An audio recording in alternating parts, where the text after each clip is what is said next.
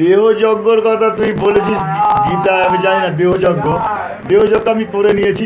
দেহযজ্ঞ বলিস কি আমাদের খেয়াল নেই। দেহযজ্ঞ আমার মনে চায় দেহযজ্ঞ করি, আগুন দিয়ে যজ্ঞ করি, দেহযজ্ঞটা করি, কারণ দেহের মধ্যে তো আগুন রয়েছে, তা দেহযজ্ঞ করি। যাও পচা গলা হলো। তা তুই দেখলাম তো ছোটোবেলার লাইফ দেখলাম নানানভাবে অ্যাটাক হয়েছে চারিদিক থেকে, একের পর এক অ্যাটাক। ওদিকে আবার তীরের আঘাতে প্রাণ ত্যাগ করলি, নানান রকম দেখলাম।